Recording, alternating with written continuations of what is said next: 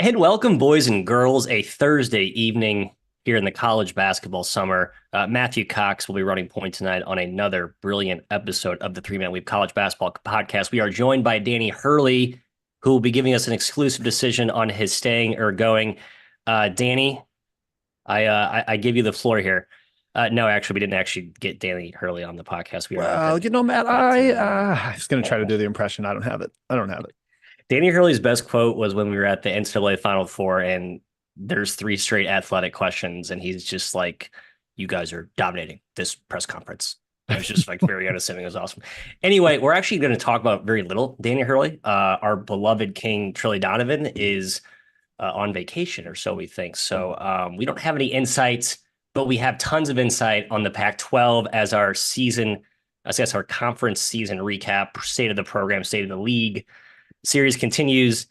It's sort of an awkward conference discussion today, Kai, because the Pac-12 doesn't exist. So I will use this as a learning exercise to remind myself where all these teams actually sit in the current landscape, because I still don't know. It's June 6th, and I still can't figure out who's where. So a good exercise for us today. It sure is, Matthew. Yes, it's very surprising every time I see the new conference alignments. They make no sense, of course, but it is what it is. Yes, RIP to the Pac-12. We will send them off in style on this episode. Jim, I didn't think Matt's Dan Hurley was very good at all. At all. Well, Yeah, I was the one who tried. That was and Jim's, I whiffed. actually. that was Jim. I completely whiffed. Oh, Yeah. I thought Matt did one too. I thought both of your guys stink. It's a tough impression. Boston it's a tough accent. impression. You kind of like Gotta be laid cocky. You yeah, are it's like I'm not this that press interested in the podcast I'm doing, but I don't know. We're really good. Yeah, Kai, it's going to be an interesting debate. We will discuss it briefly in Roots Roundup, but the bigger discussion will come when he makes his decision, Matthew, when he sits down with Jim Gray and he lets us know if he's taking his talents to Orange Beach or not. It's not really Orange Beach, or that's Orange Beach is Florida. What am I thinking of? Orange County. There we go. That's OC, right? Yeah. Yeah. Different. Yeah. But hey, I went to Joe Pascal's wedding this weekend. That was fun. Jay Pitty, our God, that's tunes. awesome. Full circle. I'll give him the shout out for you, Matthias, so you don't even have to. Had a great time there.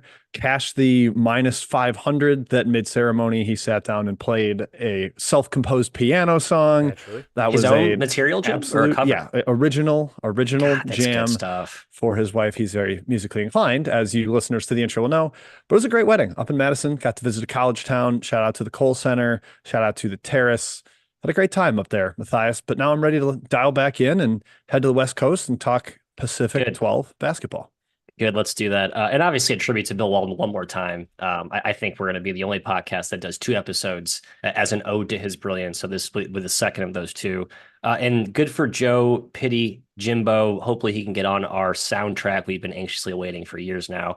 But yes, we'll get right into it. That is our first promotion as we promote those who promote us. None more than Jay Pitty. Congrats again. Please follow us on Twitter and Instagram. That's at 3MW_CBB. Please subscribe on iTunes, Amazon, Spotify, among other platforms where we highly, highly encourage you to leave reviews and ratings, preferably of the 5-star variety. And even more important, or as importantly, maybe even more important, please subscribe to our YouTube channel. Thank you, those of you watching live right now. We appreciate that. If you're not, go back and rewatch us and then just kind of click that like button. They give it a hard smash, and we that will help us, that will help catapult us into the next stratosphere of greatness.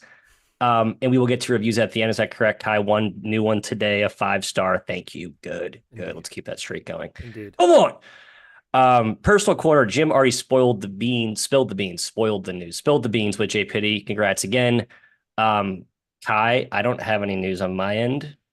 Do you? I have no You news. got a haircut, Matt. That's big time. I got a haircut. Just Yeah. way overdue. Man, it was tough. Like 3 weeks. I feel like there were some people out there like, man, is Matt down on some rough luck lately? Like, I hope he's okay out there. Yeah. So hair looks good. Kai, yours always looks good. How are you? Thank you, Matthew. I'm fine. I have nothing to add. I can't wait to talk about the Pac-12. Good. Let's do it. I'll add one more thing. Trilly Donovan. Yes, everyone knows him, and they're mostly aware of our partnership within The Burner, a Discord channel in which the Weave and Trilly are uniting. We are starting to blow that out week by week. Already unleashed a few new channels in there. If you don't know what it is, go to our Twitter. We have it pinned. We have the link to it. You can check it out. It's basically a place where you can interact with us at any time. Preferably not at 3 a.m. at night, but any other time, I'd say. We're pretty much at your beck and call, and we'll get back to you very quickly. I've already been lapped by Jim and the quality of his answers and responses. So I'm trying to kind of step up my game a little bit lately. But yeah, come chat with us. We have preview stuff rolling out there over the next few months, more stuff into the season. It's just a lot of us in one cozy environment. So join us. That's it. Let's round it up. Let's do it, Matthew. We're talking news and notes in college basketball. And boy, was there a Woj bomb introduced to college basketball today. A lot of people associate Mr. Wojnarowski with NBA news, but today he dabbled into college basketball because it really affects both. It's a crossover bomb. That would be the Danny Hurley potentially taking, or at least in discussions with the LA Lakers, with a Godfather type offer to head out west and take the NBA job, the big gig, coaching LeBron. Kai, first of all, choose your fighter, Shams or Woj, because they have both definitively reported two separate guys. Woj yesterday, Shams yesterday reporting that they were zeroing in on JJ Redick, and this is like kind of in the final 10 yards of discussion. And then today, Woj with a very pointed wording to say they've been going after Danny Hurley the whole time. It was their number one target the entire time. I guess so. First of all, Kai, choose your fighter, and second, where do you land on the likelihood of him actually taking the gig? Yeah, first of all, I hate the scoop game. I think it's really stupid. I think if every scoop guy went away, it would not be a big deal because we get the news. Except, eventually. of course, for the only scooper, except for Trey Donovan. But that's different scoops. He's different. He's hashtag yeah. different. Woj and Shams can go scratch, in my opinion. Yeah, I thought Redick was the coach yesterday. I think it's kind of crazy the Lakers are offering Hurley the job. I'm not saying he's not a good coach. He is a good coach. It's just kind of like, haven't we done this experiment 100 times with college coaches have 2 good years and we bring them to the NBA? It's worked once, if I can remember. Brad Stevens worked pretty well. Billy Donovan failed. Rick Pitino failed. John Calipari probably would have failed. Endless names. He might succeed. I just don't know if his FU attitude is going to translate to the NBA. If he struggles, they'll fire him, and then what? He gave up his dream job. I don't understand. Yeah.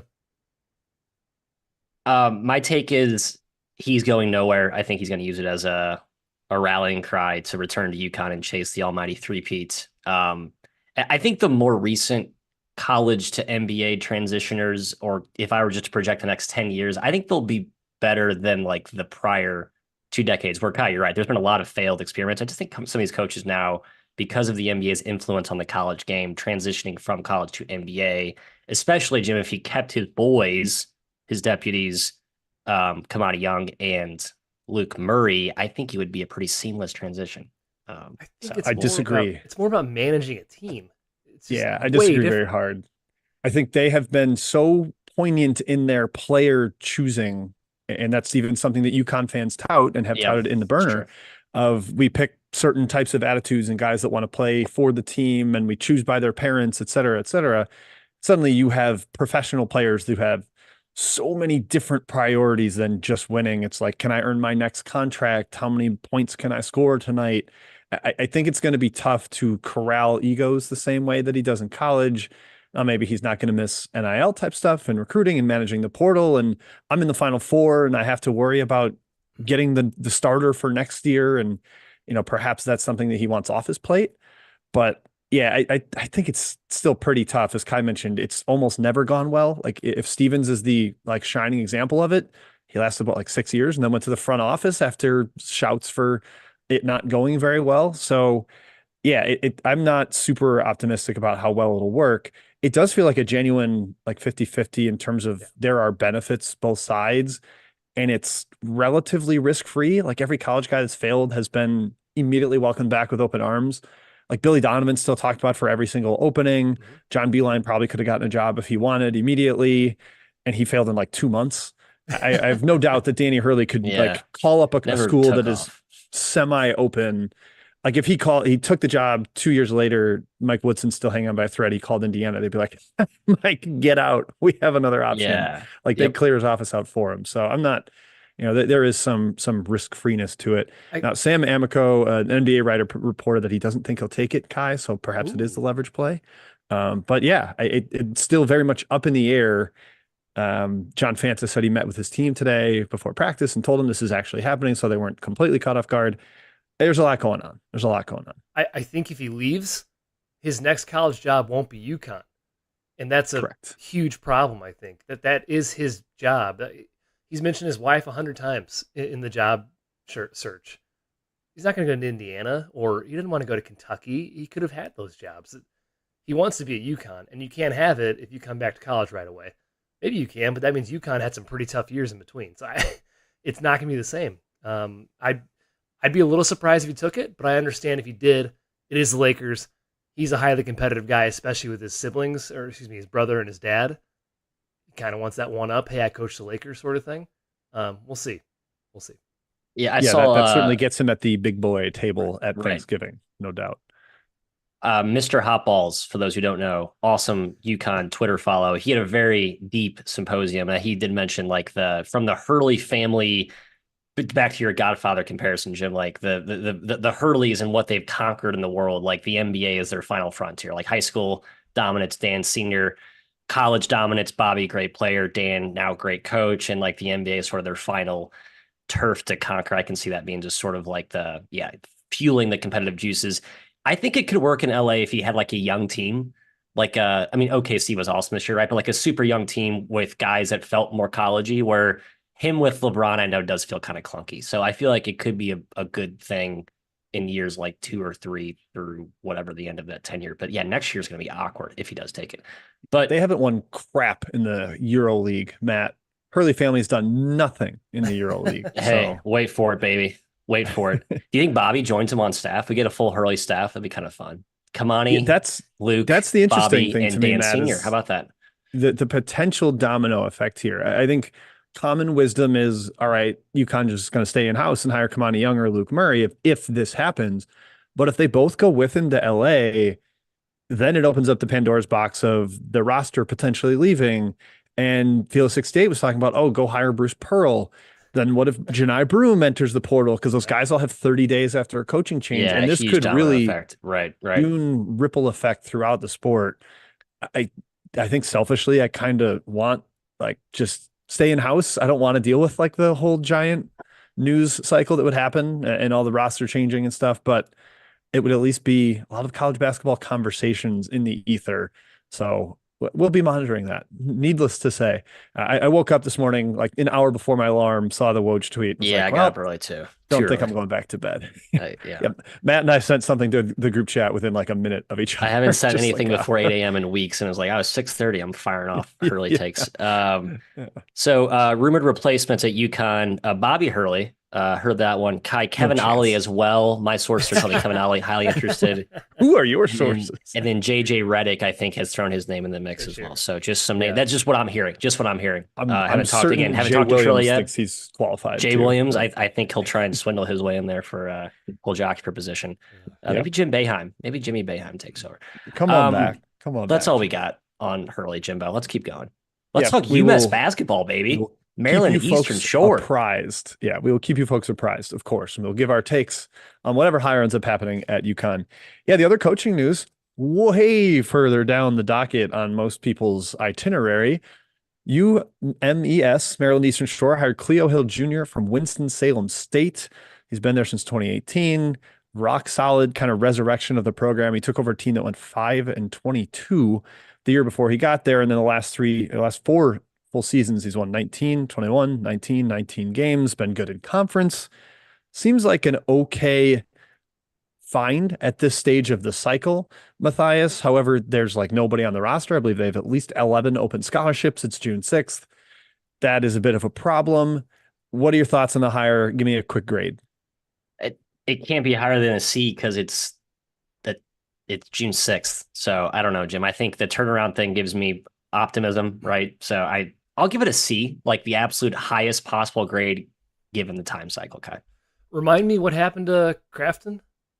They just like let him go late. Yeah, it was like I think it was one of those they say mutual, but it probably wasn't mutual. I mean, sheesh. I understand what his record was, but I thought he did a pretty darn good job the last couple of years. Yep, I agree. Considering how bad the team was before he took over and just the program, I was pretty content with what he had done.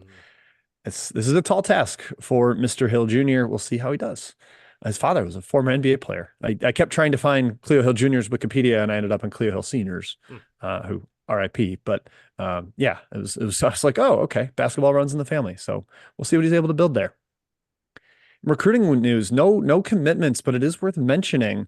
Purdue's top 40 recruit, Cannon Catchings, I believe from Overtime Elite, small forward, kind of rangy, big time potential type guy, got released from his letter of intent today. Rumors that it was playing time related. You're not guaranteed playing time as a freshman at Purdue. That is a build from within, recruit and develop. So perhaps he was not pleased with that potential dynamic. So Kai, he moves on. That puts Purdue back at the regular 13 scholarships. They're okay with that. The big buzz about Purdue is that their 7'3" freshman recruit has been tearing it up in FIBA ball, Daniel Jacobson. So don't worry, folks. The towers continue to emerge in West Lafayette. Is he one of Tamika Catchings' kids, like the Kale Catchings? I want to say he's her nephew. Okay. Cannon and Kale Catchings just has to be, it has to be related. Yeah, somebody in the burner was like, Tennessee, Tamika Catchings? Yeah. Come on. But yeah, that is the recruiting news there. We'll see what ends up happening with Catchings, but that just kind of tells you what kind of program Purdue is. That, hey, if you're not content with it, we'll let you go. Yeah. We'll see you later. 2025 class, top 100 recruit, shooting guard Giovanni Ruff headed to Cal. Matt, what conference are they in? The ACC? Yeah, there you go. It's the opposite of what makes sense. That's my rule of like, where's the team? What is logically the right conference? What doesn't make sense? Okay, that one. Yeah, ACC. Got it. Boom. Yeah, just had to, the more we drill it into your head, the more we will remember going forward. So nice little commitment there for Mr. Madsen. The transfer world, we're starting to get real down to the nitty gritty. I think after we do our SEC season recap, we can finally do, Kai, our transfer portal winners and losers. Maybe one or two names still in it at that point. Maybe the Coleman Hawkins, look at me. I'm the last one around, last guy at the bar. So Coleman. Whatever. Yeah. But Trevon Brazil back to Arkansas.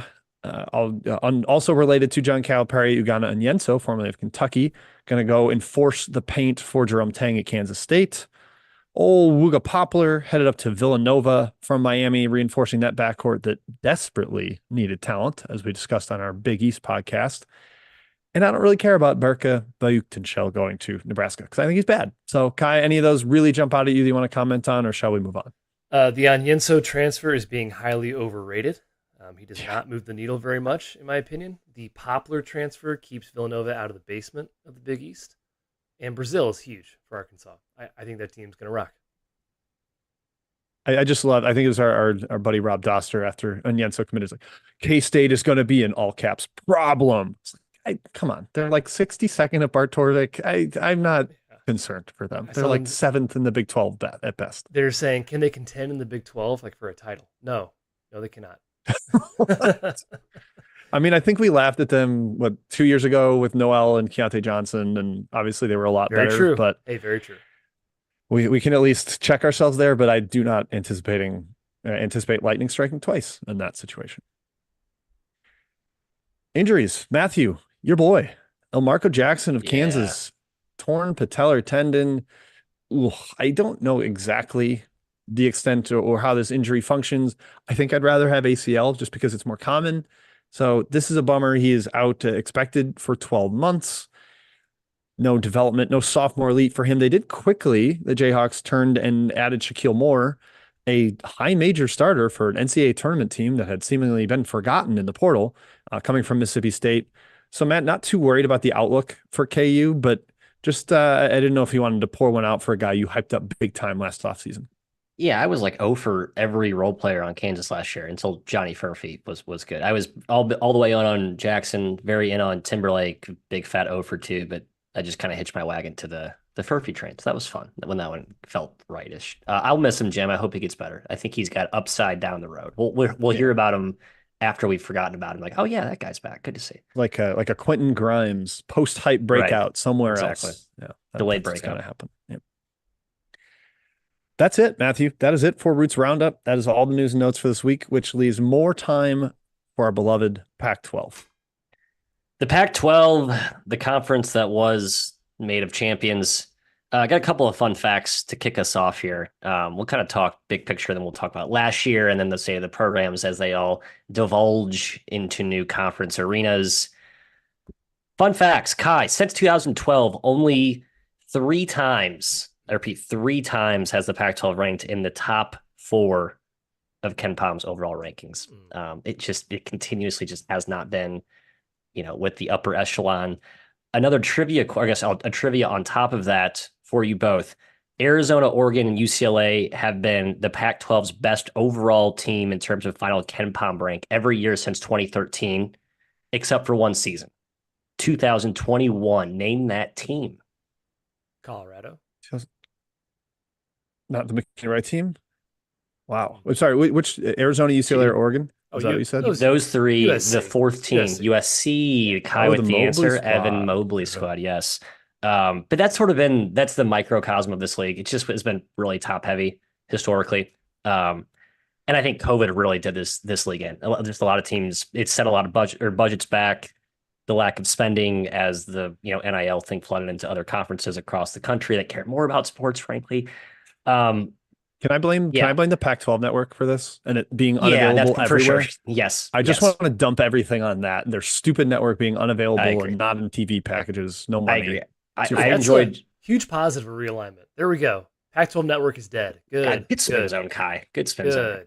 Yes. I did also enjoy angry reading the Larry Scott disaster part with the Pac-12 stuff. But I also want to the 2020, the COVID year, the year that was ended by COVID, not 2021, the 2020 season, they were supposed to have like 6 or 7 teams in the field. Like the Pac-12 was kind of on a mini resurgence, but then no one remembers it. It just sort of got buried. And then obviously coming out of that, that's where they are. But anyway, that aside, last year it was Arizona's league, but it wasn't as a dominant a performance I think we all thought. We saw some, Arizona was amazing for the most part in the non-conference, went into Duke, won, and then ended up winning the league by a game, 15-5. Washington State was a surprise at 14-6. Colorado at 13-7. Oregon 12-8, a very injury-riddled Oregon team. And then parity galore from UCLA on down to Arizona State, UCLA, Utah, Washington, California, USC, Stanford, and the Sun Devils all separated by 2 games. And then my Beavers, shout out to the Payton at 5-15 with a feisty effort, I'd say, all things considered. Young team and a bad year to be young, Kai. Thoughts? Well, Arizona was by far the best team. They won the conference by 1 game, but analytically, power rating wise, it wasn't close. They were the only top 10 team in this league. They were only top 20 team on KenPom in this league. It really was Arizona and everybody else. It's strange to me they lost 5 games. It's kind of like when UConn lost 5 games in the Big East last season or 2 seasons ago, and still the best team in the country. It just happens sometimes. Kai, just to add to that, they're per KenPom, and I think these are raw conference only. They had the best offense by 7 points per 100 and the best defense by 3 points per 100. So they had the best margin by 10 points or more, actually. They were by far the best team. They just lost a couple freak games where like Oregon State got piss hot from deep. Really weird losses. Yeah, also worth noting, this league had 3 tournament teams. Oregon won the Pac-12 tournament and would never have made the tournament besides that feat. So it was not a good league, Matthew, last year. Some interesting thoughts, Jim. Just recapping what we said last year. Talked a lot about Caleb Love. I feel like he was like the most discussed player in college basketball, not named Hunter Dickinson. Overall, I think we were bullish yet skeptical. Pac-12 Player of the Year, very good, Kai. Bold take by you, although not really because he's just such a high usage guy. The take was that Kylan Boswell got picked preseason all conference on the pod, and Kai was like, "There's no way he's finishing above Caleb Love in all conference awards. I'd be shocked," and that bore fruit. That was a very correct call by Mr. McEwen. Who wrote Pac-12 for Almanac last year? Was it Mr. Goodman? I did Oregon State though, so with a insertion of Matthew Oregon State, my second year doing it. I think I'm gonna always do Wayne Tinkle. It's kind of my tradition. Do people forget that Caleb Love won Pac-12 Player of the Year last year? I mean, I kind of do. I think Balo, because he went 0 for 20 player, in that was it Clemson? Yeah, Clemson. So that's why everyone forgot. If you've never watched him play before, and you look at Caleb Love's accolades, you would think he's one of the better college basketball players in the past 10, 20 years. Just my hot take is that he's now underrated. His slander is so far now where I think he's actually underrated because his slander is that obscene. so prone to a dud. That's the problem. Like he doesn't have a Right. floor performance. The And floor sometimes is they need in the consistency, basement. right? Yeah. A below average performance probably gets them past Clemson, but he was bad. So they went home packing for the second year in a row, early-ish, I would say, by Arizona expectations after the They're, first round bow yeah. out against Princeton the first year. So I think Tommy Lloyd's kind of the one coach. We'll get to Arizona in a second, but like the one coach that now has the can't win in the tournament tag. There's always somebody. So it's just kind of his time right now, unfortunately. He's been Yep. coached 2 years stuff. Yeah, he's been Three. Yeah, pretty three. And amazing. they lost in the Sweet 16 to Houston, who was like number 3 in Ken Palm as a 5 seed. Yeah. So it's like that Oh, one I sorry, yeah, kind of forgive. third year. That's right. Yeah. Okay. Yeah. Board bet, yeah, my Oregon State love was probably a little bit too palpable. I think the bottom middle of the league was actually kind of better than I thought it would. But yeah, Kai and Jim thought Oregon State would finish last, and they were right, or they did finish last. I did not think they would. Yeah. Oh, Matt, I want to We call out the Pac-12 coaches because they yeah voted Washington the sleeper team. And I on the pod was like, yeah we Pac-12 didn't like coaches. that. I said, you don't know ball. You can't possibly think Mike Hopkins is the sleeper coach. Mhm. I theorized on that pod that they wanted to keep him around. That was like a Yes, let's hype up Washington. Let's hype up Washington. he's also like Um, genuinely a really nice guy, Jim. Like I think all the coaches actually love him and almost feel bad for him in like a nice, that's just one of us kind of way. So it's like let's he throw him a bone. Let's throw he him a bone. should have a more organized, cohesive team. That's my advice. My favorite part, and Jim hasn't noted, and Matt will get to it, I'm sure, but the coach versus roster talent in this league. Mhm. We talk about every single season, it seems like. And guess what won out last year, Matthew? Yep. Yeah, well, kind of how it goes in this league. Yeah, Pac-12 Well, After Dark's no let's longer talk a about thing. that. I'd set you up to talk about that. No, I want to talk about the how Just Pac-12 use his After Dark's no longer transition. a thing. Just use his I'm transition. trying to set you Just up for a use the transition. transition that he alleyed you. Slam Yes, it down, slam it Matthew. down. What was the transition? Sorry, I was already thinking about the next one. What were I'm you trying to sorry. give I me thought we something? were on the same page. Every This- year, this- No, we're not. every year We're we talk disjointed. about how the better coach teams, aka Colorado, Cal, Utah, are picked Washington below State. Washington State, Yep. below the Washington, USC, Stanford, Arizona State squads that have a great roster on paper, That have but have bad coaches. big NIL yeah. and right. all the So better that's coach teams performed better last season. Was the point? where does Bobby Hurley fall in that mix for Bad you? coach, good roster. Bad coach. I mean, Yeah, I well, kind of think he's in the last middle year of was both. shaky coach, horrific roster, and that's Yeah. why they finished 11th. Yeah, Arizona State, we saw that up close and personal first game of the year, and I think we kind of saw that stink bomb coming. I mean, I think the story of the year, I mean, Arizona continued down, but I think Washington State, I mean, Kyle Smith, just an absolute, like, everyone loves him, easy to root for, close but no cigar the last couple of seasons, kind of on that NIT fringe, couldn't win close games, rated very highly analytically, but the actual resume metrics, overall record, all that stuff that actually matters to get in the tournament weren't as good. But when you win at Arizona, something that no one has done in, I believe, 2 years.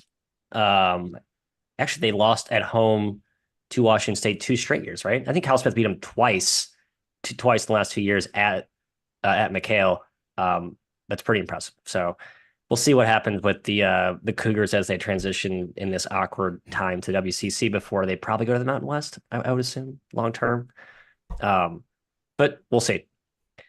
Let's talk teams. Arizona, as we've already kind of talked about at length so far.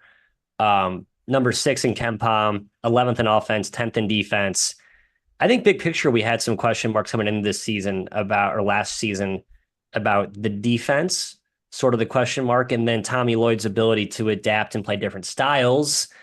Do we still have concerns about the latter, Jim, given the Clemson loss, or is the Clemson loss more of like a one-off thing and we're still all in on Tommy Lloyd as a program builder and his ability to win in the tournament is going to be seen? Yeah, that one felt a little more like last year's loss to Princeton felt institutional, like stylistically, this Right. is a problem.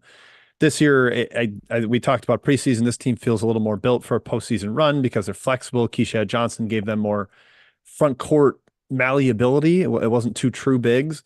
And yeah, that one just felt kind of like it had a bad shooting night against a very veteran team. 5 for 28 from 3. They lost by 5. I think if they have a normal shooting night, particularly Mr. Love himself, they win, and we're not really talking about it. So I'm not like condemning him as a NCAA tournament choker, even though some will. I agree. Kai? Yeah, I mean, I think Lloyd's an incredible coach. I think he's already done a great job rebuilding the program. He's got a 1, a 2, and a 2 seed. Okay, Sean Miller did that in 11 years. He equaled that. Yeah. Before that, they were a 1 seed back in 2003. So the history has not been as good as it was back in the 90s when they won a championship under Lute Olson. And he's done a great job of reviving the program. And he's built a roster. He's just come up short a couple times in the tournament. And again, we say it all the time. Every coach can't win in the tournament until they do, until they break through. Dan Hurley, the latest example. Yep, bites at the apple. People are saying Nate Oates couldn't win in the tournament. Yep. Suddenly makes Final Four, Tony and Bennett, now they're Jay preseason Wright. number 2, number 1, yeah, etc. It's It feels like, yeah, the system the more system-y coaches that have a very clear style in how they play, I think, are more prone to that criticism, which is probably unfair. Especially for guys I think we respect like Oates and Lloyd. This team is in what conference, Kai? Currently. The Big 12, Matthew. Yes, so very excited good. to see them in the Big 12. That's going to be a lot of fun. Another fun West Coast. I mean, I guess now there's multiple, but the BYU is sort of the West Coast outlier, and we'll have another elite West Coast Pacific Time Zone conference home court there at McHale Center. Excited for that. Let's talk Washington State. Just one note. Can we talk? Yeah. Can we do the preview pod notes too when we're going through these teams? I like looking back. Oh yes, Piper. Yeah, Peppermint. We were all right-ish about this team. I think right, clear favorite, as Kai said. Jim, as you mentioned, it's built to dominate the regular season, and they have, and I think they'll continue to do that. I was worried about their depth. I think that kind of came to fruition, but I don't know. I mean, depth you could argue is overrated in the tournament, but you do need depth to get you there and to keep you consistent, and they were inconsistent at times throughout the year. Still, pretty good resume, 15-5 in the league, and they're probably a lock to get a top 4 seed, I think, going forward, unless there's any major step back. Yeah, I mean, maybe the grind of the Big 12 just it potentially could be different. Like it just felt like they were such the dominant Pac-12 program year over year, and now there's other bullies. Like they're stepping up to a bigger prison yard. They can't just shove people in lockers now. I don't know. They're going to face the Houston thing where it's like, does the step up actually help them or hurt them in terms of seeding prognosis for the tournament, right? You could argue that being dominant in the conference helps you. I mean, last year they're 15-5. It wasn't like they were that dominant. I mean, they were the best team, but I think given how good they were, probably could have beat 17-3 easily. All right, I want to talk. That's what Kai and I predicted, actually. 17-3, good. It's probably the right prediction. Yeah. They should have won. Pythagorean win expectation based on their margin, I bet, is 17-3. Play the game on computers and on paper. That's right. All right, Washington State, Kyle Smith.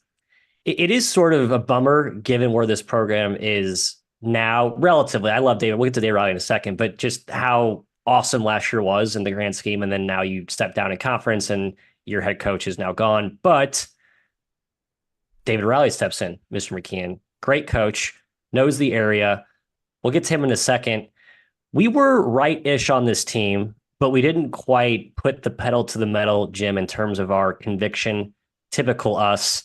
I called out Isaac Jones as a good player. I can't believe I said that. I feel like I was being skeptical of his rise from super strong or Big Sky to very clear. This guy can play in this league. I was impressed by your conviction on that. Yeah.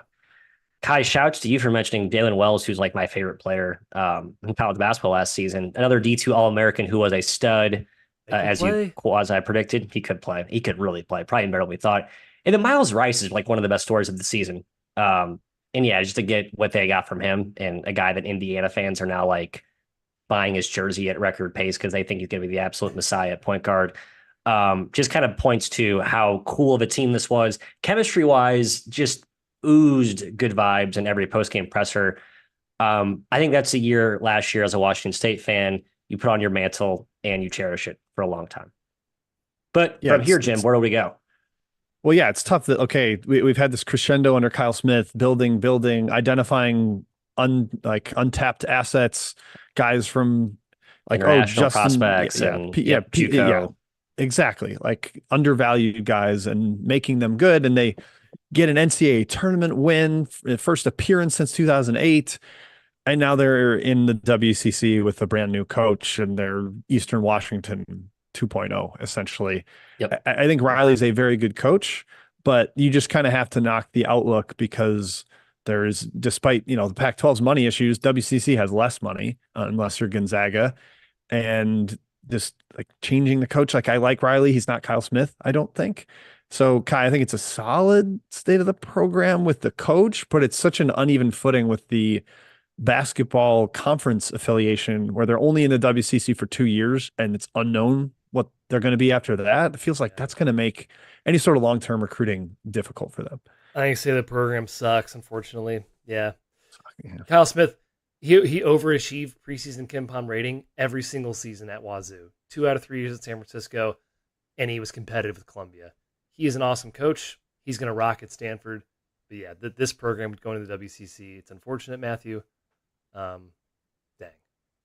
I'm a little more bullish. I think Riley is awesome. And I think the swing back to the Mountain West, if the Mountain West can maintain their momentum, although there's arguments to be made that they can't, they were sort of pillaged by the portal. I think Washington State can be a program that makes the occasional at-large run. I don't think it's a complete doomsday, but certainly they took a step back given where they were, 4 months ago.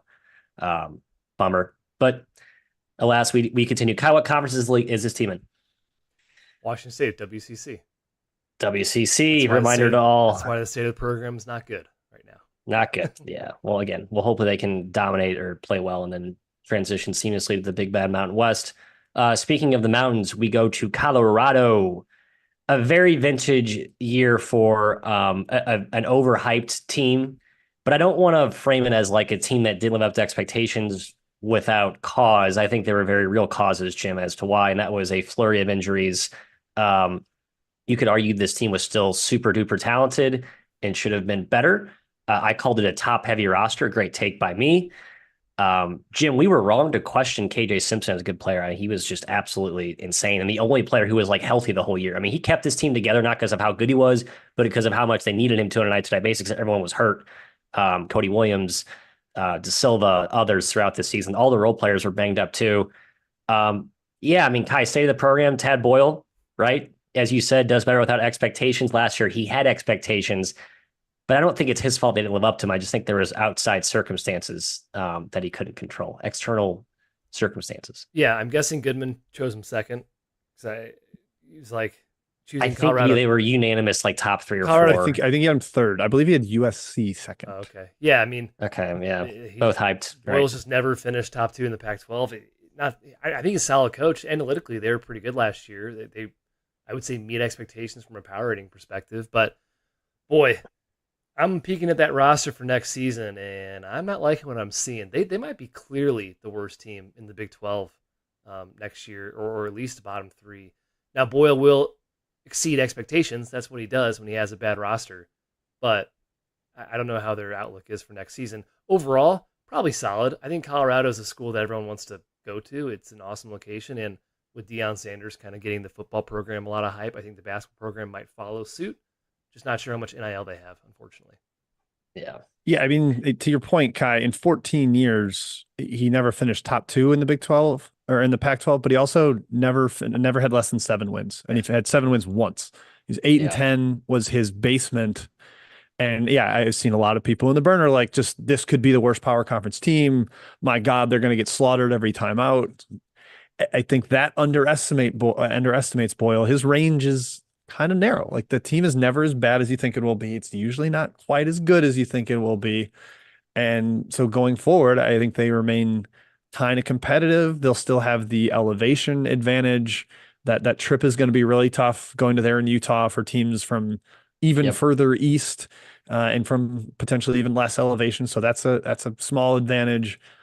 But yeah, I don't get overly enthused about the talent. They feel fairly cyclical, where sometimes they kind of get like the crescendo of talent, and it doesn't seem like that's going to be next year. And yeah, Matt, I will hand up. I called KJ Simpson a chucker. My God, I was wrong. 43%. Yeah, he chucked. He just went in. Was they all awesome. He was terrific last year. I whiffed on that one. And my boy Tristan Solo is great too. I mean, it's like I feel like when I introed this team just a few seconds ago, I kind of framed it as like I mean, they went to the Sweet 16 and they won 26 games. It just was such a. They did not go to the Sweet 16. They want to play in. That's right, play in round 2. Sorry, right. They won 2 games in the tournament. Yeah, but you're right, not an actual Sweet 16 appearance. and they won their last 7 to close out the regular season, I believe. Like they kind of were starting to turn it on late. It just sucks that it was such a bumpy start, and they were so bad away from home that like no one took them seriously on top of the injuries, and then we all started to pay attention. And it was that point it was too late, and they got down by Marquette in a game they probably could have won. So yeah, just kind of a tough break for it. As someone who's been sort of critical of Boyle historically, I think last year was actually a pretty. I think he did a nice job. Had a lot of talent, but still, I think a pretty good job overall. And program is in good-ish shape. Kai, compare it to this next program, Oregon, which I think is in great shape under Dana Altman, who is, I guess, aging like a fine wine, although he certainly has had some struggles. Last season, no different. But again, are we going to put this on the injury excuse card? You're not having to follow Dante, who was an absolute world beater, probably should have beat Creighton in the tournament. And we probably are talking about this team in last season in a different light if they get past that game. What are your thoughts on the Duckies? Really, really difficult. I think he gets an injury pass, but the 3 years, I mean, really, if you take that Pac-12 tournament win out, they haven't made the tournament since 2021. We'll just say it like that, okay? So the last 3 seasons, they've underperformed preseason expectations, and 55, 42, 82 in KenPom is kind of an eyesore. Yep. Context is he has had a lot of injuries. He didn't have any guards 2 years ago. They all got hurt. So I want to give them the benefit of the doubt. I think they're going to be a really good team this year and going forward. The Big Ten is not like crazy strong up top this season, so maybe they can compete for even a title in that league. I do think it's a strong program going forward. I still think Altman's a pretty good coach. Trivia. How old is Dana Altman? Curious. He's pretty old. 70. Too old? I think he's like 65. Kai, on the head. Exact. 65? Ding, ding, ding, ding. 65. Okay. 65. Yeah. That's like just my little concern about state of the program. How much does he want to keep doing this if his team keeps getting injured? He's in a new league now. NIL it's what it is. So potentially there might have to be a pivot coming up for Oregon. So that's my slight question. But yeah, despite the last 3 years, 0 top 40 finishes at KenPom, I still think it's in pretty darn solid shape. Yeah. It's just, if you go like, if there was a games lost to injury metric in college basketball, I think Oregon would be really high up there. I mean, Zarzuela and Biddle barely played. A couple other guys were out a ton. Barthélemy, Dante missed like the whole year. Look how dominant they were when he was dominant towards the end of the year. The opening night game against Georgia, he was ridiculous. And 5 straight KenPom game MVPs late. They nearly beat Creighton. So I still feel pretty good about where they're at when they're healthy. And I think next year looks really bright. But yeah, there's just some maybe long-term cloudiness, and I don't see like the obvious successor there either. So we'll see. And final point, I think I mentioned this last summer we talked, but their staff turnover has been crazy. He's lost assistants every year left and right. It's just, I think, been tough. There's a good Athletic article that pointed that out. Oh, but he's bringing home Stubblefield now. But Stubblefield's back. Wow, what a rosy tenure in DePaul. That's going to ooze so much confidence. I know he's a big man whisperer, right, Jim? He works with the bigs. So I think Dante owes his success to Stubblefield. I think is what he'd say. He should have yelled in Chicago because his whispering didn't catch any ears. Demons. All right. Well, hey, we're talking about UCLA next. Man, maybe my best take of the offseason, although I did kind of walk it back because I was too worried that I'd taken it too far and I was angering a very historic and prestigious fan base in UCLA, Kai. But yeah, Mick Cronin just didn't have dudes last season, and he lost so many awesome veteran pillars like Jaime Jaquez and Tiger Campbell, guys that are pros, multi-year guys under Cronin. And just replace them with a bunch of young international dudes and some young unproven guards. I'll give Cronin some credit here. I'm not going to take a victory lap here, Jim, although I should do that. I want to do that, but I'll be the better man. I'll rise above it. And I think there was some real encouraging signs late. Now, late, it kind of fell apart again, but there was some like actual improvement that I was like, okay, you could kind of build on some of these, keystone pieces here. In big picture, Jim, the program, NIL, Cronin's kind of expressed disconcern with it. Is the program and the coach chops, right, both very good enough to outweigh the NIL concerns? And I think just the slightly dissipating interest in the program. I think the coach is good enough. And, there were whispers early this year when he was like throwing his players under the bus, like literally calling them by name, saying he was sick of this guy and that guy and their effort.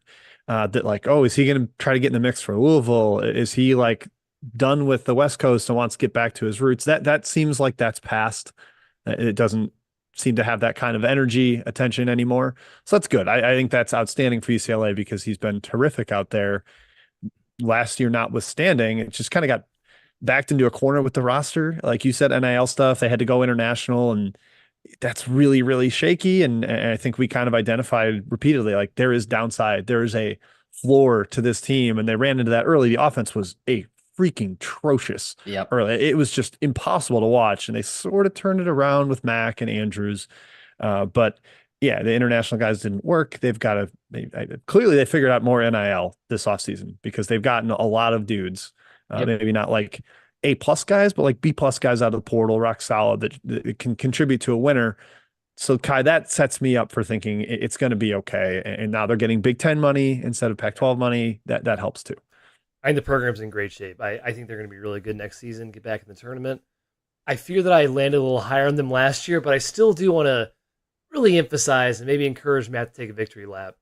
How many people told us Burka and Jan Vide were going to be awesome? Vide. Have you seen the NBA tape? Mata. Yeah, I saw the I think goddamn Mata tape. is a lottery pick. Bona, I saw the tape. I saw it. Next. Bona had a pretty good year, but I mean, he averaged 12 and 6, and Vide played 7 minutes per game, and Burka was not very good. And it's like, just because they are high prospects does not mean they're good this particular season. It happens every single year. Guys get overhyped, and every single year, just kind of guys fall short. But overall, I think Cronin is a good coach. I think he has his program in a good direction. They're a lot deeper next season already. I like them from a futures perspective, honestly, just because of their value. I mean, they were 6-10 last season after a 50-point loss at Utah. Remember that? They got beat by 50, I think it was, at Utah. 1-4 in the league, 6-10. Team quitting in a game Yes. efforts I've ever seen. They rolled over.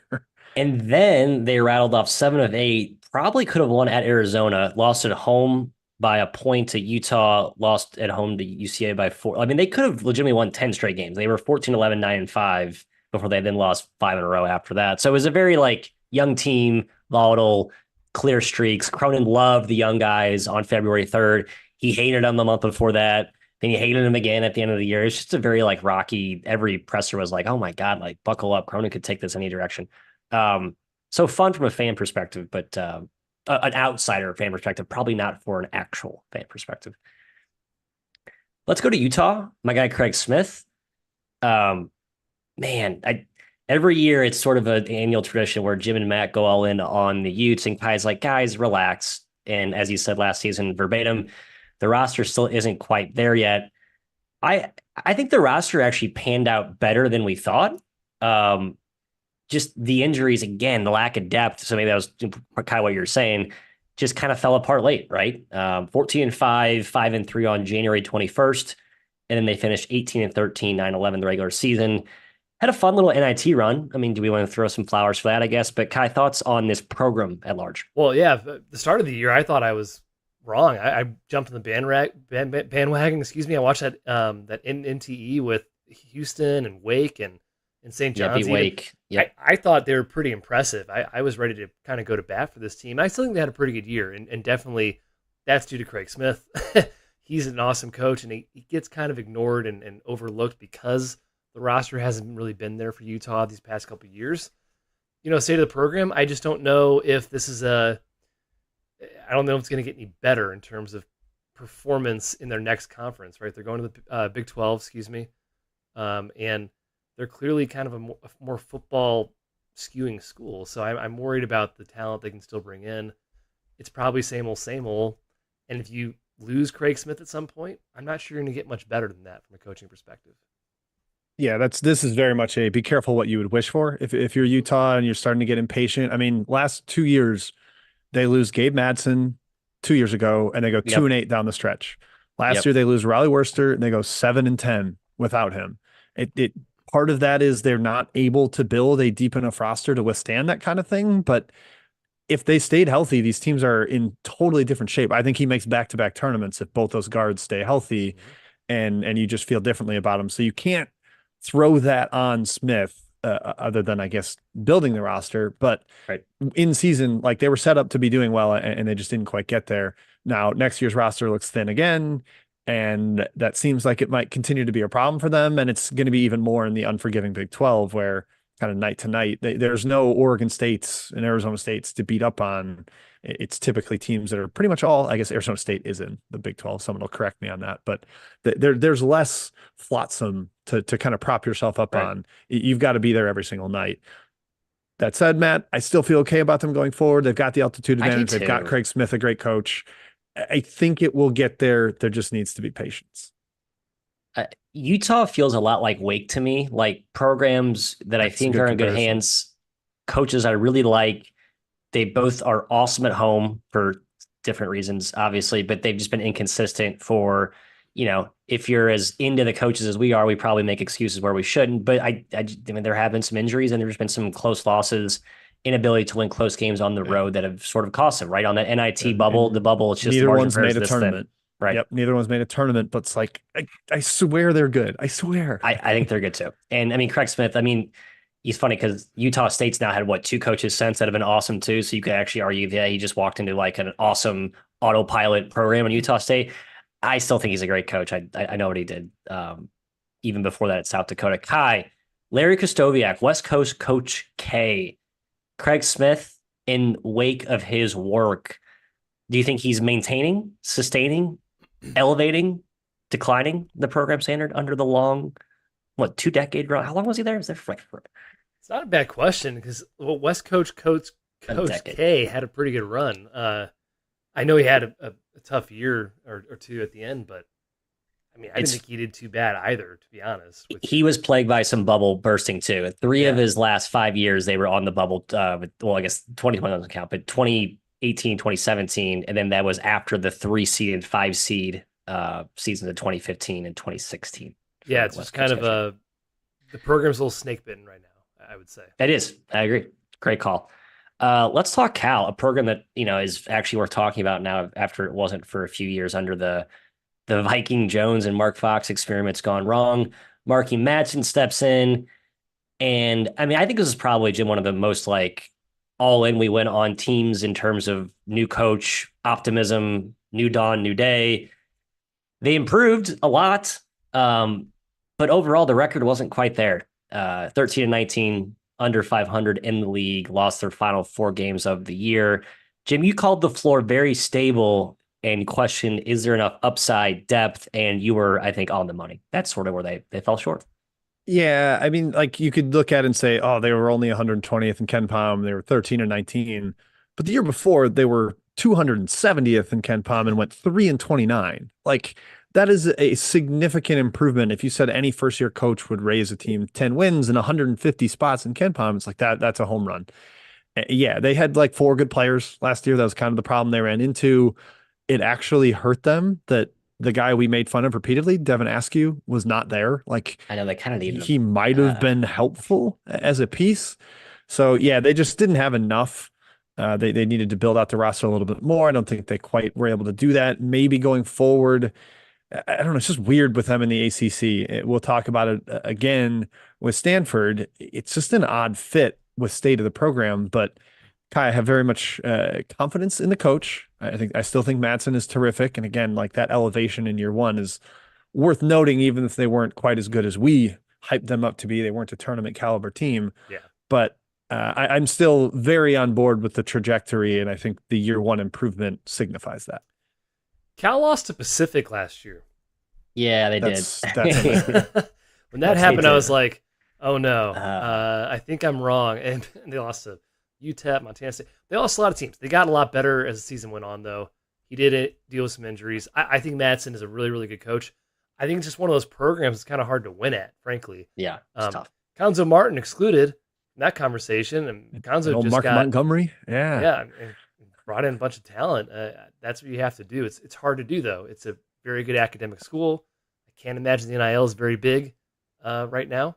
So, yeah, Cal's probably on an uphill battle next couple of years, state of the program wise. I actually amended my initial trivia question where I said USC was the only team not named Arizona, Oregon, UCLA since 2013 to be the best team in this league analytically. Cal was the second if you go back to 2012 with your boy Kwanzo Martin and that all that talent that he had there. 2012. So That was Montgomery in 2012.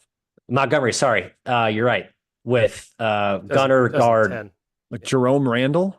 Jerome Randall. Wow, I think No, that's it. that was Alan Crabb and Jorge Gutierrez in 2012. Gutierrez. Okay.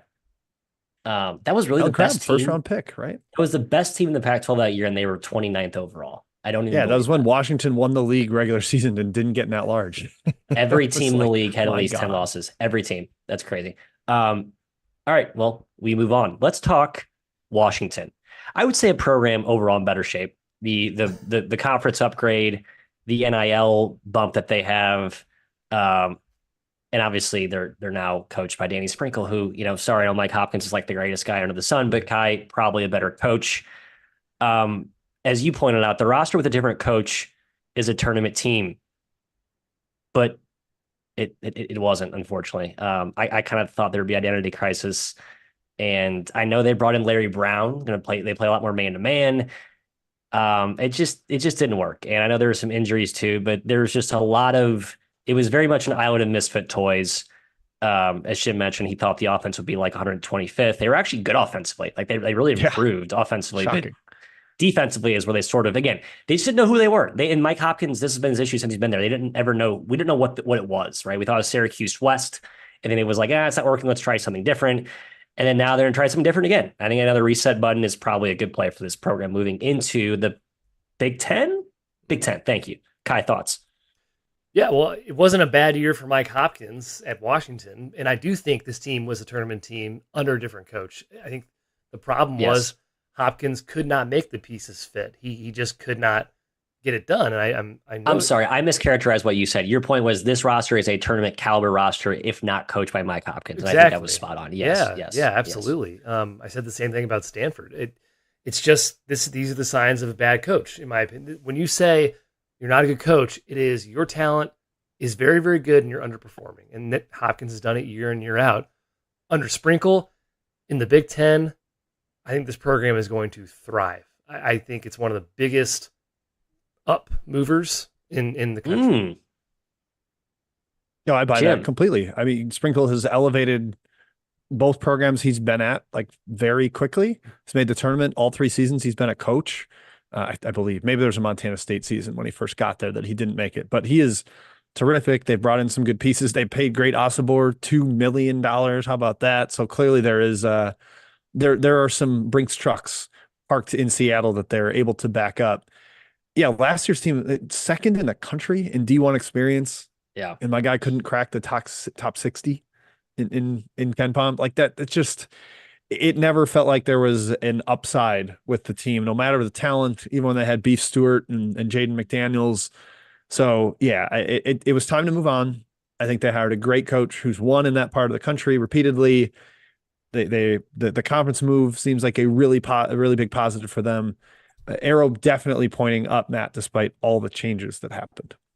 I agree. I'm not as bullish as you guys are. I think big picture, but I agree. It's just it's under better tutelage now with the better coach at the helm. I will point out that after Frank Kepnang got hurt, I think that sort of set the course for the spiral because they had just beaten, fittingly, Montana State by 24, and then they beat Gonzaga in that crazy comeback, and they beat their 2 other in-state brethren, Seattle and EWASH. They're sitting at 8-3 with an OT loss against San Diego State and 2 other losses to Colorado State and Nevada. Like it was sort of like, okay, this could be a good year. And I think when you lost Kepnang, maybe that was sort of the domino that lit the fuse. I'm not really sure, but yeah, tough year. Sorry, Mike. Enjoyed your time. But Maddie, they have Braxton Mia, your boy. My guy Braxton Mia. Jim, they need both. Braxton needed his boy Frank. Braxton and Frank do not operate. The Bash Brothers. The Bash Bros. I do like Braxton Mia. Where is he now? Is he still there? No, he's at I think he's gone. I think like half that team was transfer trivia last year. Yeah, there's too many. I know. Corin Johnson now at Louisville, part of that thing, correct? Yeah. All right. Who cares? Enough Washington talk. Let's talk USC. The Enfield zone is no longer. He's on Nebraska, so he's in the Big Ten. Big Ten. Okay. But yeah, USC, Andy Enfield. It was a long tenure. Certainly felt long. Kind of the annual joke was, they finish in the same range of outcomes. I kind of thought last year they'd be really good. I was wrong on this team. I said, I look at this roster, I keep thinking that guy's underrated, that guy's underrated. And there were a lot of those dudes I liked individually, but as Kai's opening theme still applies here, probably a different coach takes this team to the tournament. Jim, you kind of thought they'd be better as well. I think you were probably the most properly skeptical, correct? Which I think you stuck to your guns and you saw the movie before and you just stuck to it, and I applaud you for that. So I'm upset. That's just consistent being down on Enfield. And again, that goes back to him underperforming with talent almost every single season. In fact, every season he hasn't had Evan Mobley, one of the best players we've seen in college basketball ever. Yeah, this team was not good. I think they made an upgrade with Musselman. I don't think they're going to be great next year. They have a mid-major all-star team basically on the roster. However, long-term, I think Musselman's going to bring in plenty of transfers, plenty of talent. It's still in LA. It's still USC. It has the cachet. I think the program's in fine shape.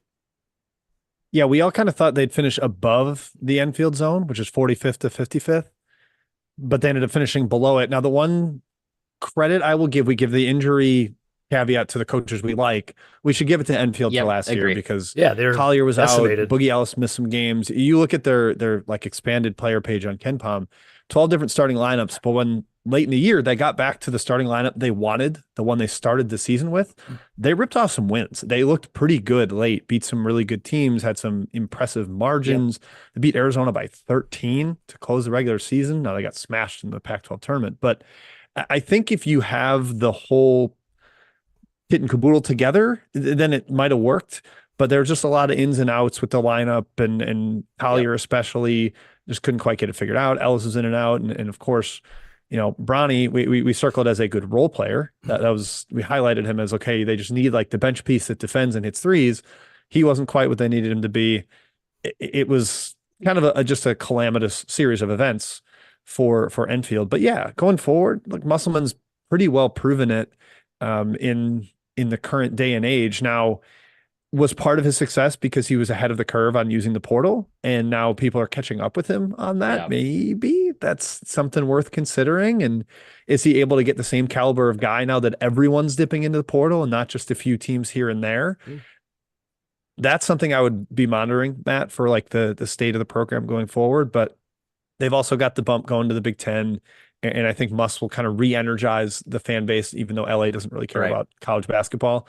But I still think it's decent shape and better than it was under Enfield. I like that Musselman is clearly like rejuvenated. I think he like wanted to get out of Arkansas. So you're getting a coach who is just enthused about a new challenge. And he's a guy that, runs at like, gear 5 in terms of his motor. So maybe he'll be getting dudes. He'll be working over hours to get guys to come there. You're right. I feel like as much as everyone else has caught up to him in the portal game, and with some of his assistants he's lost that have been pretty good tactically, I'm a little bit more skeptical about USC, especially next to UCLA, who I'm much more bullish on long-term with Cronin in that program. So I don't know. We'll see. I think it'll be every year reset, see what happens, right? Probably a couple of good years, probably some down years. If it's a 5-6 year tenure, we'll see. But I'm a little more bearish, I think. Just a real shame they lost Bronny James. He could have really brought this program to new heights next year. Yeah. Just a real shame. It's a bummer. I know. Yeah. Bummer. There's no more LeBron kids, right? He's the last of the James offspring. The best one. Bryce is the better one. Bryce. He's legitimately a good basketball player. We'll see if Musselman and elder Bron can make some ties there in La La Land. Let's head up to Stanford. The tree. Is that a Stanford accent? Stanford. I'm not sure why someone did it. I feel like it was Stanford. You always do that, and I never know the origin. What accent is that? What is the? Is it like a northeastern accent? It's like a northeastern accent, yes, but I don't know what the source of that is. I need to place that because I do always say that. It's like Stanford, my brain can't. like the Office, Stanford. Oh, like the town in Connecticut, maybe. Yeah, I don't think that's it. Okay. I think it's a guy making fun of a Northeastern guy saying Stanford. It's like a multi-layered transitive joke there. You know what? I think it's from Good Will Hunting, right? Is that what it is? Went to Stanford. Oh, okay. Yeah, maybe it's one what of it his is. But like, why? speeches. But why can't I place one of the? Okay, because the girl goes to Stanford, and that's how the. Okay, I that think could so. be it. I'm gonna help. I'm trying to help you.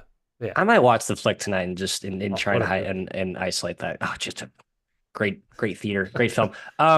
Jim, we're done. Sorry, Jared Haas. We sort of were trying to shove you off the ledge for a few years, and finally, well, the big tree fell hard. Again, another.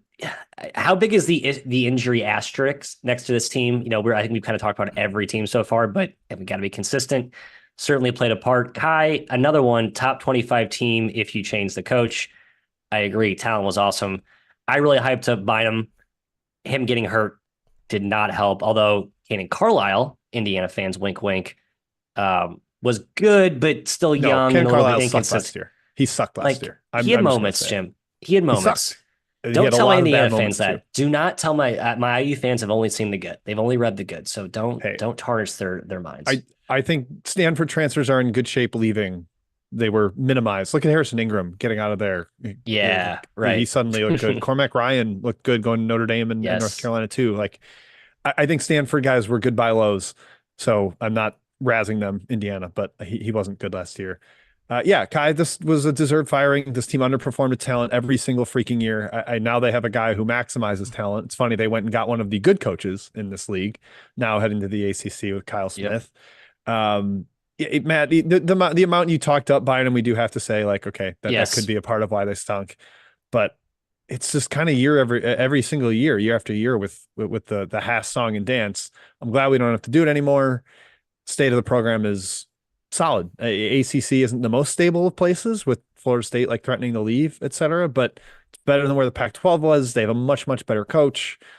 I'm feeling okay about the tree, Kai.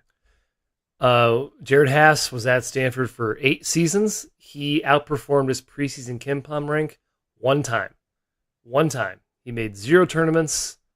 He was not a good coach. He had talent. It was long overdue, his firing. They missed the most obvious hire of all time with Madsen. Obviously, they should have fired him last season. However, they did kind of fall into Kyle Smith, who is maybe even better than Madsen. So I think the program is in pretty good shape. It's always going to be one of the premier institutions academically. However, I think it might struggle in terms of athletics. I mean, it is a really strong athletic program in general, but in the world of NIL and transfer portal, that could change a bit. Football's already seen it. Yeah. I think right. basketball's seen it for a couple years now. We'll see. TBD. It just reeks of apathy. Like I don't know. I go back to like the look of the Casey Jacobson. I mean, like the glory years where that was one of the true great home courts in college basketball, and it just has not been that lately. It's funny. You zoom out, Mike Montgomery, who actually had some really good teams, by the way. Trent Johnson also had a couple of really good teams. Johnny Dawkins, Jared Haas. Is the latter the worst of those 4? I think probably so. And Yes. I don't think Yes. either of the first 3 are like world beating coaches. So you're right. The program does maybe feel like it's better than we think because the Haas sort of stench has lingered. And so maybe maybe Kyle Smith's the guy to resurrect that. But just a program where you forget how good it's been and you forget that the coaches they've had there aren't exactly like, Einsteinian geniuses in the grand scheme either. How good of a coach was Mike Montgomery? Come on. He like we talk about how both these places are hard to win at, Cal and Stanford. And I think very good. Montgomery's both. very good. Very He's good. incredible. Thank you. Hey, I agree. I think Very I was good saying coach. I think I was saying Mark Montgomery earlier. So Mark, I know. I confused Mark, the Montgomery. NIU guy. Yeah. Ah, thank you, Yeah. Mark. Mark's really good. Mark was awesome. You know where he went when he was so good at Stanford? The NBA. And he didn't do very well. He came back to Cal. Whoops. What did he do? Yeah. He went to that's the right. Warriors. That's right. Yep.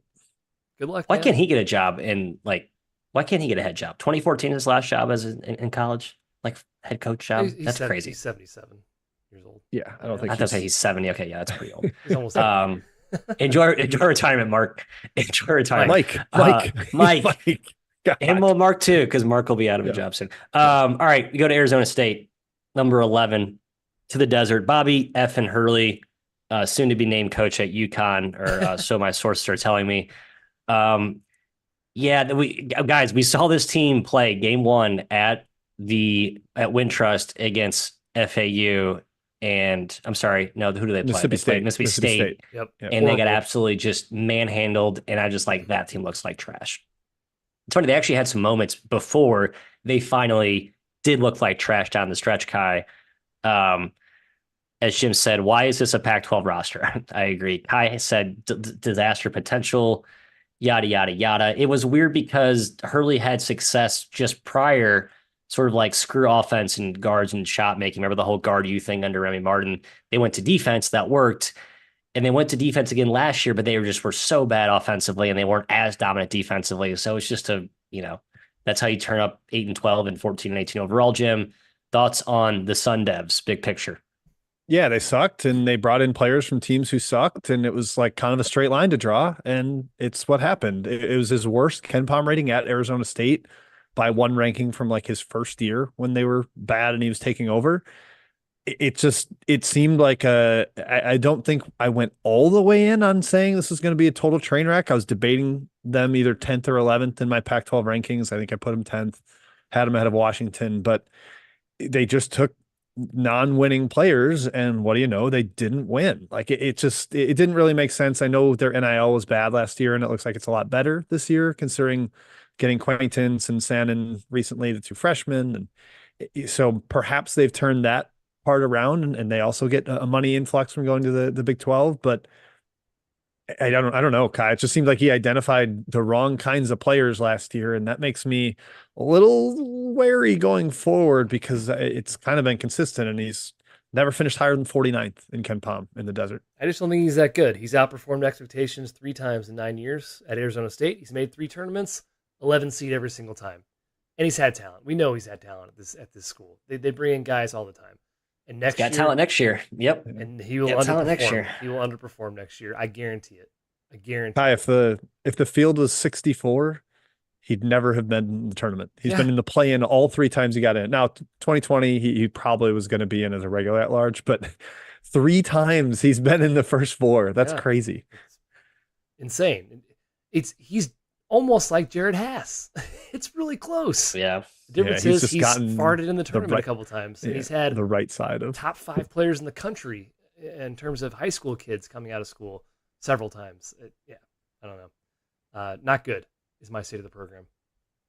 Yeah, I just feel like Hurley's just out, like he's the guy in the money machine trying to catch the Bills, like just trying to find players here and there just to patch the roster. There's just never a lot of year to year and even in season herky jerkiness of how he's managing this. I mean, Jose Perez and Adam Miller and Frankie Collins run the team with each other. Like that's just like Jose what? Perez. Huh? Jose Perez was the most obvious train wreck play because he took him really late too. I think it was like did not finish the season. Close to the season. Yeah. Yeah. Actually had a better year than I thought anyway, but still, again, empty calorie guys, big producers, losing his teams. year was good for a horrible team. For a bad team. Their record actually makes their. Yeah, that's right. We'll see. And never forget Jose Perez left before like the final regular season game. It was like, screw this. Did not finish the season. Cuba. Cash that ticket for those that knew that would happen. And then, of course, we'll spend the final 15 minutes talking about my Oregon State Beavers, Kai, joining their sort of little stepbrother, brethren in Washington State going to WCC. Wow, just kind of a fun little brother Washington State. Wow. Okay. They're viewed as the little brothers of the Pac-12, which is BS. I stand against that, but that is sort of the camaraderie they have with Washington State because they both sort of get picked on and they got elbowed and kicked out of the party. But the party's over, so screw the rest of the Pac-12. Go Oregon State. Wayne Tinkle. I mean, last year was actually like, I don't know, it was decent. It was fun. They're 8-3.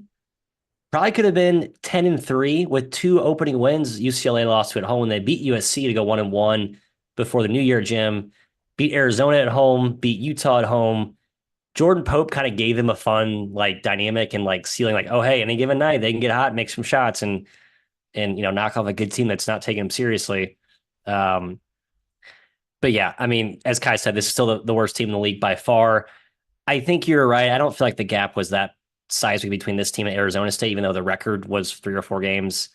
I don't know, Jim. Where do you see this team going? Big picture. I think my final take here. They're now, and I think a conference that makes more sense for them and what their basketball funding basically has. Yeah, it's a little back to square one because we talked about how this was like a recruit and develop, build from within type of program, and they had a nice sophomore class with Pope and Bilodeau and a couple other guys that are now gone. Basically, Ratish. like their whole football team and their whole women's basketball team, men's basketball team, all transferred because of NIL and Yep. leaving the Pac-12. So they're starting over a little bit, but I do think Tinkle is competent. They just don't have the resources. They didn't, at least in the prior league.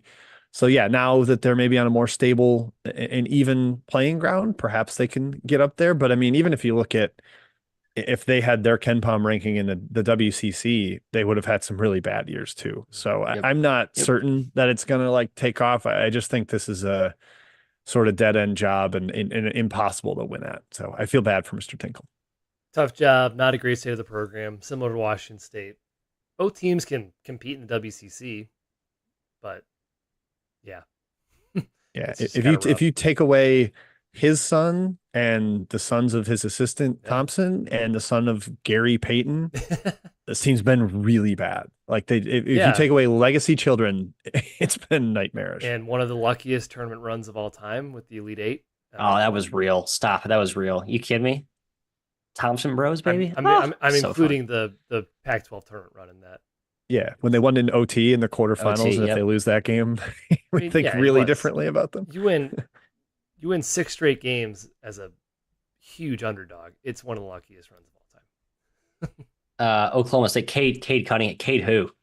See ya. Right. Dispatched them. Love it. Also, as the Payton heads would implore me to do it, this program has been to an Elite Eight more recently than Arizona, so they will always have that over the Wildcats. Fun Well, they fun won't facts for no one always. tell. They Nah, won't yeah, always you're have right. it. Probably not. Arizona I'd say goes to an Elite in Eight. 5 years, I'm gonna guess that no longer exists. We thought there would be 4 to 5 teams, and Kai thought five. Yeah, what the Jim hell was said I thinking? four. Jeez. I said four, and I said UCLA Knight tournament team as a bold prediction. Ding, ding, ding, ding, ding, ding, ding, ding, ding. That's a Matt good was right. job. Ha ha ha ha ha Well, ha. I want to Ha ha caveat ha ha this ha ha. Good because you job. did say like, oh, I don't think they'll make it, but then you said they are one of my No, four that's I know. I in. backed It off. I was this backed it off late. weirdly, I walked it back late. yeah. You're like, Jim, the I want to put reaction the on Twitter take was out there, visceral. but I was getting like from all angles. I was like kind of scared for myself. So I really yeah, cowered and brought my tail between my legs yeah. and subdued. I'll also say Matt and I were wrong by saying four. This is just remember the Oregon won the tournament and stole a bid, so it's technically really a three bid league. And I guess there's always the chance of a bid stealer, but we got lucky. Final thoughts on the Pac-12 going forward, which makes no sense because um, it doesn't. But yeah, Now, what's four your favorite leagues will Pac-12 reap memory? the I'll go with mine just because I was ready go. for it and you can think about it. Yeah, I will. Gus Johnson, Pac-12 tournament, little Isaiah Thomas, buzzer Ooh, beater, Isaiah step Washington, back Tommy, jumper, yes. going left, and cold-blooded. Gus went absolutely nuts on that one. It was one of his most iconic calls. Any reel you put together of Gus's best calls, that Isaiah Thomas game-winning jumper will be on there from the Pac-12 tournament. I love that they more or less, I think WCC actually started it, but Pac-12 made it even cooler to have your postseason tournament in Vegas, which is great. Now there's 5 of them. Um, those are my contributions to that. Kai, do you have anything you'd like I to have one. It say about I is. actually Pac-12? have one. Matt? Okay, go ahead, Matt, if you want. It's actually more of a team. I was really into the Tony Bennett top 10, number Ooh. 3 overall seed in 2008. So I'll turn it all the way back. Old Kyle Weaver. Kyle Weaver, Derek Lowe, boys could hoop. Was Lost to Rochester on that team? yeah, Yes. Rochester and Baines as Aaron well. Baines. That's right. Baines. Yeah, the NBA Bainesy. player. I mean, yeah, it was like kind of a really good team. And a top 10 team at Washington State is absolutely insane. Tony Bennett can still coach basketball. Kai, your favorite memory? Yes, it's Bill Walton and Dave Pash without question. Obviously. Announcing Yeah, games. it is. That's I will miss that greatly. That was the best about watching. Well, if you could get the Pac-12 network or the network they happen to be on, that was the best by far. Hilarious stuff. And with that, we'll sign off. One review. We're gonna miss you. Oh, one review. Sorry. A 5-star? I Let's cut do you it. off Absolutely. under No, nice you're okay. Walton You're okay. sentiment there.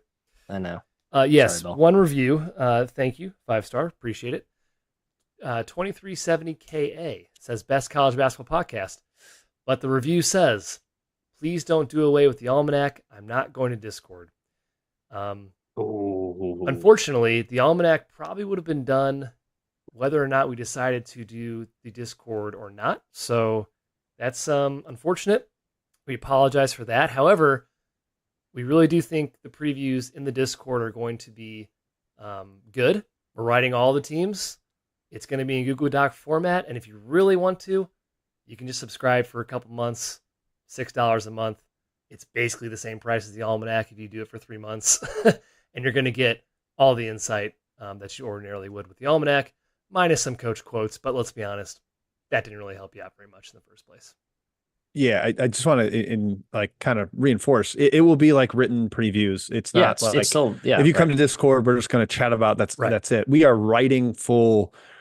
Some of them will be shorter about smaller teams, but like it'll be in-depth stuff, talking lineup stats and how were they against zones, kind of highlighting all that stuff the same way it's always been with our previews. So if that's the kind of thing you were looking for and you enjoyed our writing at the Almanac, it will be within the Discord. We highly encourage checking that out. Yeah, I mean, like last year, if you access the Almanac via Gumroad, our previews via Gumroad, the website, right, you'll access our previews this year via the Discord. I think the format should be, hopefully pretty similar.